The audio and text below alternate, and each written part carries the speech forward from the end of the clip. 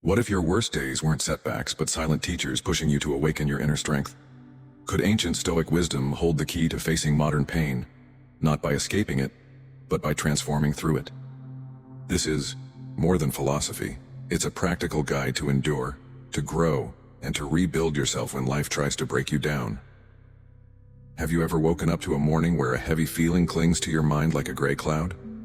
Those days when everything seems to be working against you, from minor failures to nameless loneliness, make you ask, why does everything have to be so hard? In those moments, what we need isn't shallow comfort, but a solid framework to reflect on ourselves. Stoic philosophy, an ancient school of thought from Greece and Rome, doesn't promise easy happiness or an escape from reality. Instead, it teaches us to face suffering with clarity, calm, and intention. As Epictetus once said, it's not what happens to you, but how you react to it that matters. Through that lens, Stoicism helps us restructure our thinking to accept that while some things are beyond our control, our response to them is always ours to choose. This video doesn't offer a quick fix. It's not here to erase your sadness. What it offers is a reminder. Every setback is just one chapter in the larger story of your life. Pain doesn't define you. Failure doesn't end you. What you choose to do next is what counts. So listen not just with your ears but with your heart, because deep down you already have what it takes to keep going. Stoicism is just here to help you remember it. 1. Transiency and the awareness of temporariness. Perhaps one of the hardest truths to accept in life is that everything will pass. Both joy and pain, both moments of glory and stretches of darkness. Nothing lasts forever, and yet if approached the right way, this isn't a bleak realization. It's a key to freedom. In the moments when you feel like you're free falling into a void, when you're lost, when your efforts are dismissed, when the world seems to have turned its back on you, that's exactly when the philosophy of Stoicism speaks up. Not to soothe, but to awaken the inner strength that has always been within you. Because what you're going through is only temporary. Philosopher Marcus Aurelius once wrote in Meditations, "The things you think about determine the quality of your mind. Your soul takes on the color of your thoughts." This quote carries a profound message. It's not what happens to us, but how we perceive life that shapes the essence of our existence. When we let sadness, despair, and anger flood our minds, our soul becomes heavy and clouded. But if we learn to see everything as simply passing through our lives like clouds drifting across the sky, then even sadness becomes something we can observe, not something that controls us. Stoicism doesn't deny emotions. It simply reminds us that emotions like the weather come and go, sunshine and rain, but are never permanent. That's the heart of transiency, the fleeting nature of all things. And true freedom lies in recognizing that. When you become aware that everything is temporary, you start to release the weight of what once burdened you. Pain, failure, criticism, betrayal. They're no longer life sentences. They're phases. And you don't need to collapse in a phase. You only need to move through it. Stoic philosophy teaches us a powerful concept. Amore fati, love your fate. It's not just about accepting what happens, but embracing it as a necessary part of your journey. When something unwanted comes your way, losing a job, a breakup, failure, illness, don't ask why me. Say, I choose to keep living no matter what happens because this too will pass. Picture this, a man working day and night in a lab, repeating the same experiment hundreds, even thousands of times without getting the result he wants. Most people would have quit after the first few failures, but not Thomas Edison. Each failed attempt to him wasn't a setback. It was a new discovery of what didn't work. He once said calmly and with a hint of humor, "I have not failed. I've just found 10,000 ways that won't work." This wasn't just a line to stay positive. It was a vivid reflection of Stoic thinking, not letting failure shake your spirit, but seeing it as an essential part of the path to success. Edison didn't deny that he kept failing, but he wasn't crushed by it. He didn't tie his identity to temporary results. This was amorati in action, a love of fate, no matter what it brings. Because of that perspective, Edison eventually did what no one else had done before. He brought light to the world, not because he was lucky, but because he stayed patient with the process and refused to mistake a temporary failure for a permanent one. Edison understood something the Stoics always remind us. Everything is a phase, even the worst of it. You may not be an inventor. You may just be someone trying to get through a rough day, but that spirit, the resilience in the face of what's not going your way, is still something you can choose. Think back for a moment. How many things did you once believe you'd never get through? Yet here you are still standing. How many fears, Heartbreaks and so-called endings turned out to be just short pauses in a much longer journey. When you remember that everything passes, you also remember that you're still moving forward. And in that awareness, you take your power back. No, one can suffer for you. But you don't need anyone to save you either. Stoicism teaches that strength doesn't come from avoiding hardship. It comes from deeply accepting that you can stand your ground no matter how hard the storm hits. The words of Marcus Aurelius echo once again like a wake-up call. You have power over your mind, not outside events. Realize this and you will find strength. What you're going through today, the loss, the failures, the pressure, the anxiety, is not who you are. They are just passing waves on the surface of a lake. Your soul is still there, calm and deeper than you think. But you need stillness to see it. And remember, Stoicism doesn't demand that you pretend to be strong, nor does it encourage you to hold back your tears. On the contrary, it teaches you that tears are a part of being human, but let them fall with awareness, not in despair. One day you'll look back on this period and smile, not because it was easy, but because you made it through step by step with quiet courage and the understanding that this is just a part of the journey, not the whole story. And maybe by then you'll be the one who turns around and tells someone else, I've been where you are. I know how it feels, but you'll make it through, trust me. 2. The value of patience and continuous effort. When life pushes you to the wall, when every door seems to close and you begin to wonder whether trying still matters, that's exactly when you need to remember this. Patience is not waiting in vain. It's a quiet act of faith. Every lasting achievement takes time to grow. Marcus Aurelius, the philosopher emperor of ancient Rome, once wrote, "Be tolerant with others and strict with yourself." His words, "Be tolerant with others and strict with yourself," capture the essence of Stoic philosophy.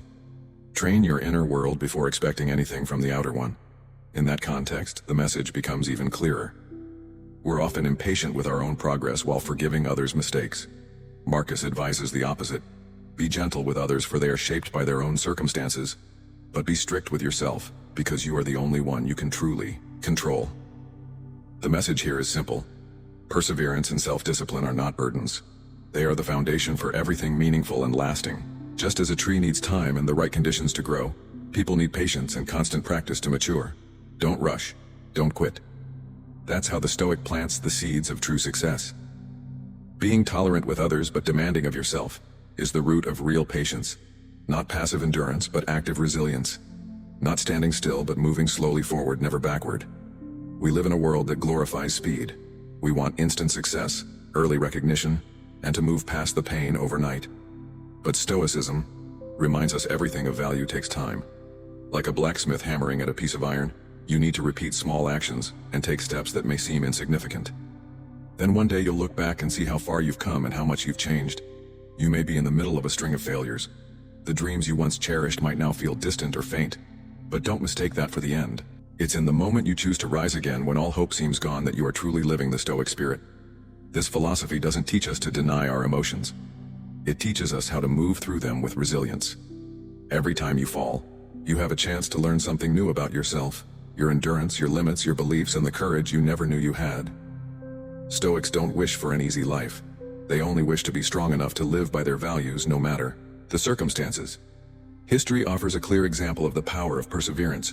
Look at the story of Walt Disney, a man once dismissed as lacking imagination who lost the rights to his first character and went bankrupt. Many in his position might have given up, accepting that dreams were a luxury not meant for them. But Disney didn't quit. With every failure he learned, adapted, and kept moving forward. His patience wasn't passive waiting. It was persistent effort, day after day, year after year, to build the entertainment empire known around the world today. From someone who was rejected, he became a global icon, and if you look closely at what made that possible, you'll find the Stoic spirit, enduring hardship, learning from failure, and continuously sharpening oneself. Disney's story isn't a fairy tale.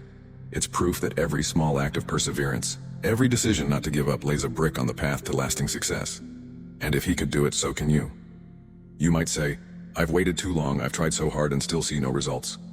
But ask yourself this: whose standards are you measuring your life by? Whose timeline are you following? Stoicism doesn't promise success by society's definition. It promises that if you live with reason and resilience and stay true to your values, you are already succeeding, even if the world hasn't recognized it yet. The truth is, most breakthroughs in life happen after countless days that feel like nothing is changing. Like the bamboo that silently grows roots for years before shooting up in weeks. Like the athlete who trains thousands of hours for one moment of brilliance, real growth isn't loud. It often starts in the dark. You don't need to do something extraordinary today. You just need to not give up on yourself. Every time you choose to do the right thing, no matter how small, even if no one sees it, you are moving forward. Every time you rise after a fall, you are building a strength that no one can take away. We often focus too much on the final outcome and forget that it's the process where the soul is forged.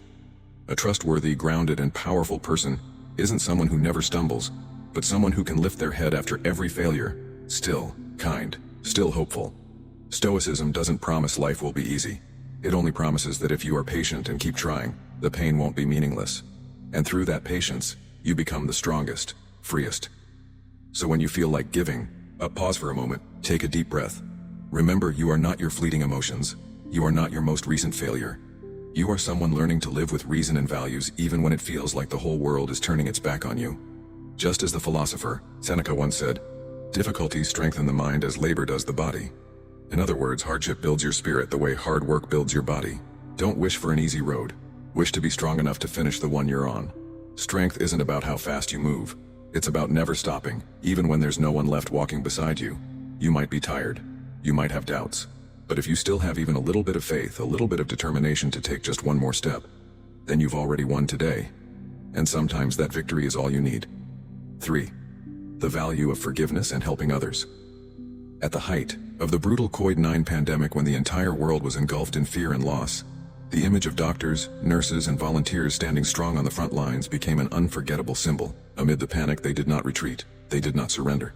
Instead, they moved toward those in the greatest pain, carrying compassion, endurance, and a spirit of sacrifice. Many worked through the night, snatching sleep on hospital floors, suffocating in protective suits. They chose to put the well-being of the community above their own safety. And in those quiet acts, they embodied one of the deepest virtues of Stoic philosophy: living with integrity through serving others.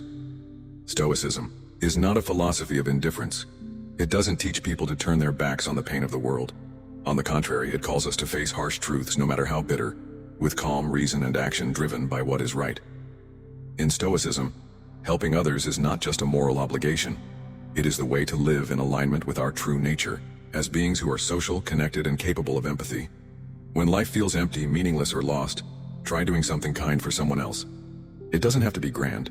Sometimes it's enough to simply listen to a struggling friend or offer a warm smile to a stranger.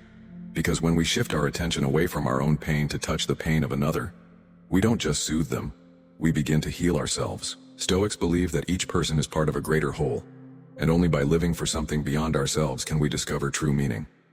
Marcus Aurelius, the emperor and Stoic philosopher, once wrote, "What is not good for the hive is not good for the bee either." This is a clear and symbolic reminder of the bond between the individual and the collective. A bee cannot survive if the hive collapses. Neither can we. When society is suffering, no one is truly at peace.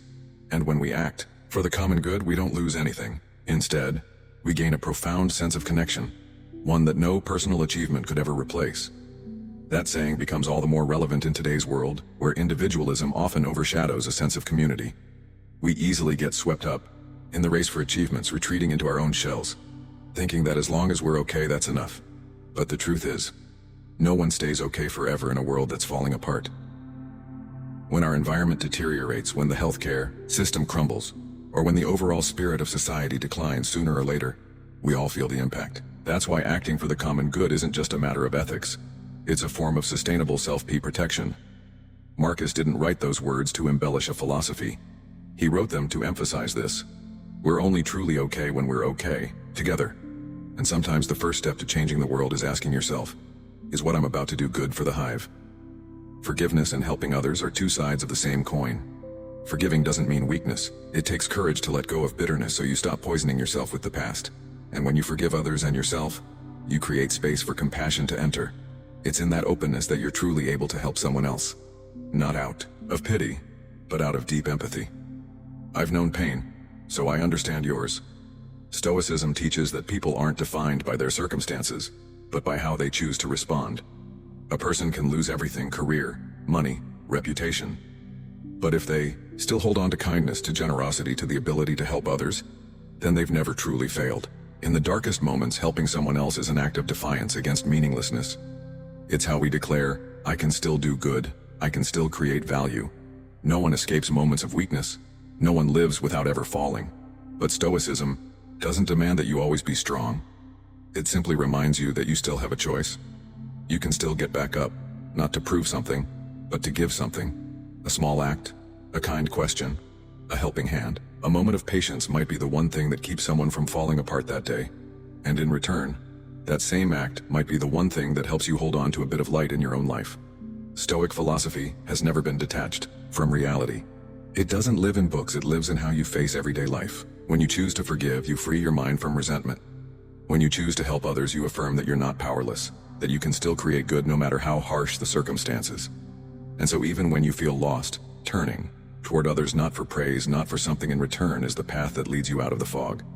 Not through some grand reason, but through simple, repeated actions. That's how a meaningful life is built. Through small acts, quiet kindness, and every moment you choose compassion over bitterness. Stoicism is not just a philosophy of reason. It's also a philosophy of the heart. A heart that knows when to step back and make space for what's right. Forgiving and helping others are not signs of weakness. They are profound acts of spiritual maturity. They reflect depth, kindness, and an unshakable connection to who you truly are, even in adversity. So when your spirit is low, don't stay alone in the sadness. Step outside, reach out, help someone. Because sometimes the way back to yourself isn't found in an answer. It's found in an act of kindness. 4. Controlling emotions and mind during trials. When everything in life begins to fall apart.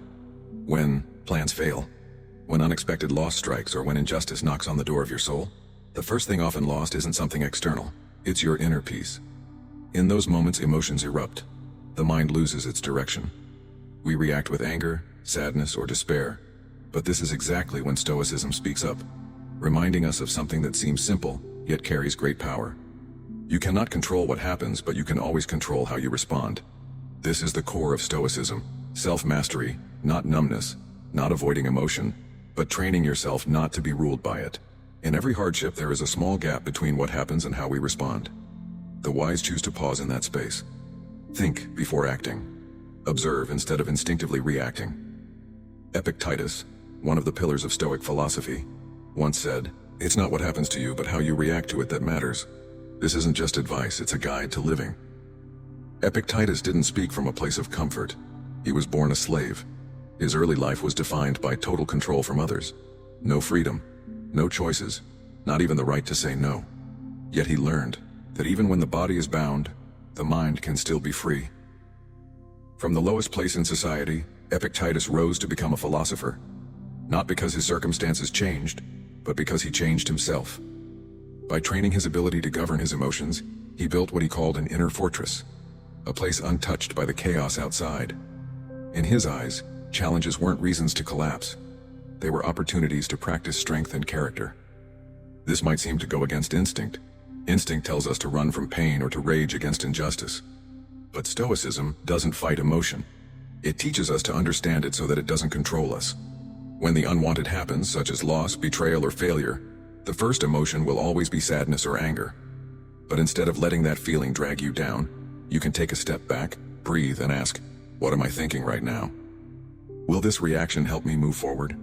This kind of discipline doesn't happen overnight, it takes repetition. Just as the body needs training to grow strong, the mind needs shaping to become resilient.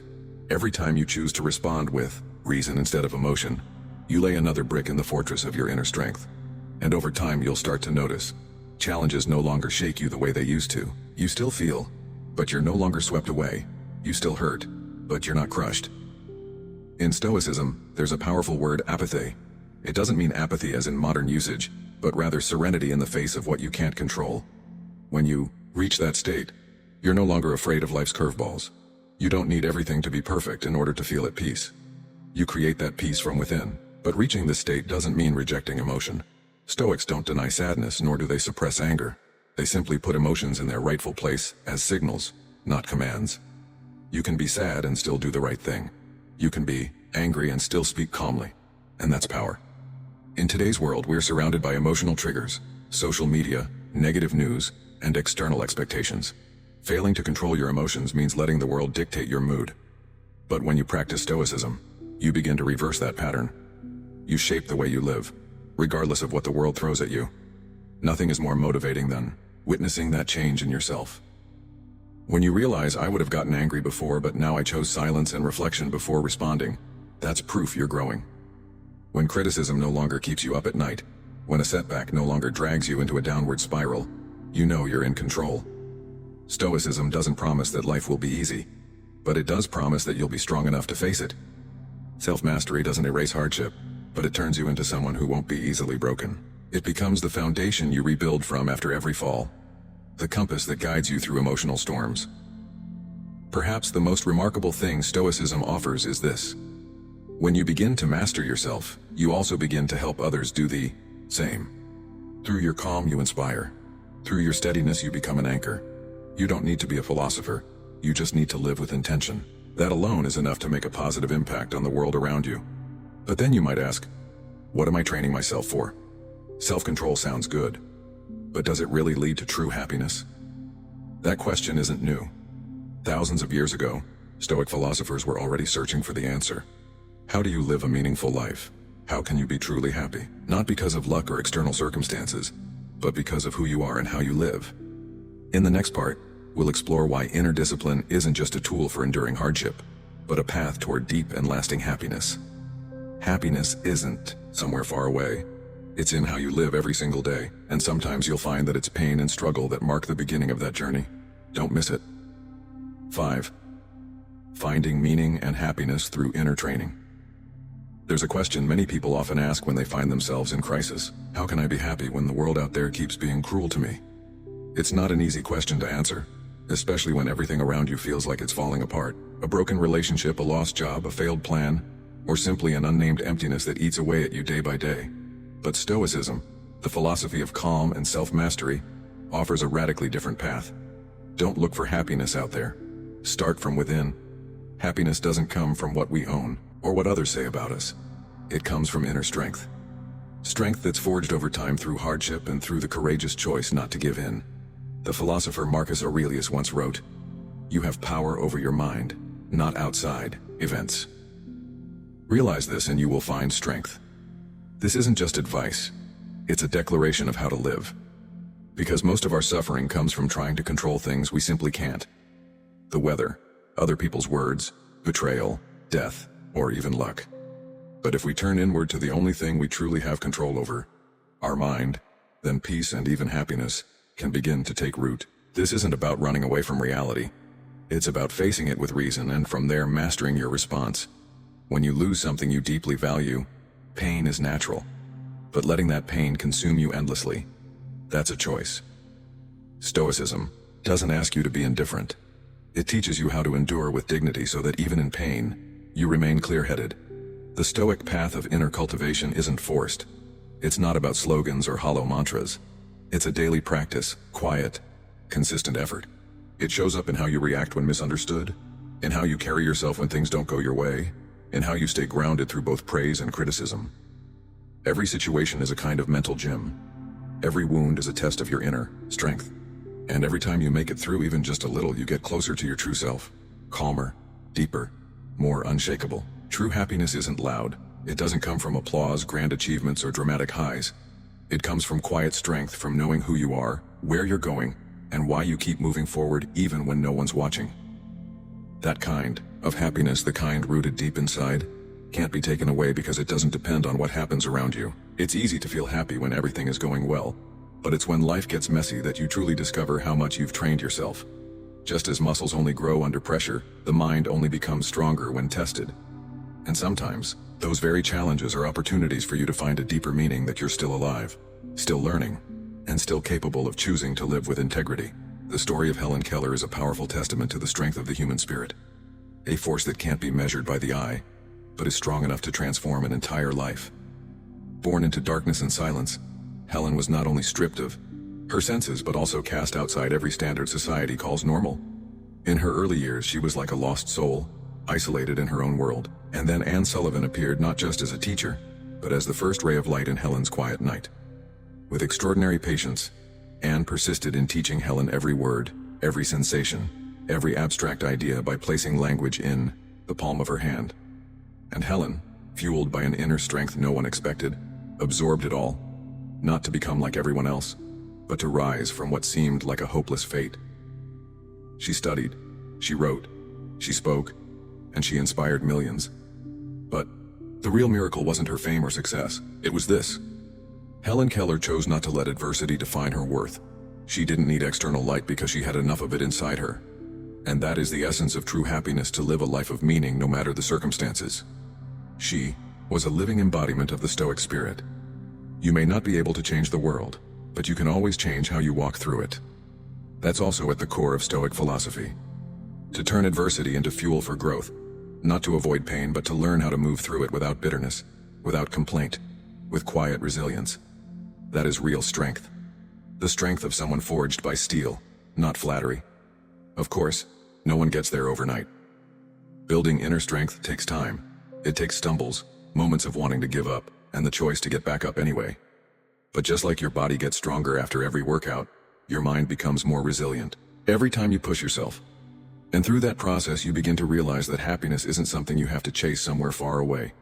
It doesn't lie in perfect conditions, but in every moment you face reality bravely without losing yourself. When you start observing your mind instead of judging it. When you learn to pause, breathe, and respond with intention, rather than react impulsively. When you stop comparing, stop blaming, and instead choose acceptance, not resignation, but a conscious choice to be at peace. That's when happiness begins to take shape quietly, deeply, and lastingly. In a time when everything feels rushed and fragile, finding a place of peace within yourself might just be the greatest achievement. Not everyone will find that appealing. But those who have touched the bottom of pain, who've lived through disorientation, they'll understand. To be yourself, to stand firm without needing the world's permission, that's a priceless kind of happiness. When you feel like you're falling apart, remember this. You don't need to be strong all at once. You just need to not give up on the process of becoming. Bit by bit, you're becoming more grounded. With each passing day, you're getting closer to a version of yourself strong enough to walk through storms without being swept away. Because in the end, the one thing we can do, and the most valuable thing of all, is to control our mind, choose our attitude, and live each breath with intention. And that is where true happiness begins. Listen to this. When you are feeling down, is not just a comfort but a sobering reminder from Stoic philosophy. Every hardship shall pass, and what matters most is not what happened but how you choose to face it. Don't be so quick to fall down in the face of temporary events. Each time you stand up, you are stronger, deeper, and closer to the person you want to become. Now ask yourself, if today was a difficult chapter in your life, how would you like tomorrow to be written? You have a choice always. If you find this video meaningful, don't hesitate to like and share it with someone you think needs to hear it too. And if you want to continue accompanying us on our journey to regain inner peace and mental strength, subscribe to the channel and turn on the notification bell. Stoic philosophy isn't just for moments of weakness, it's a tool for life.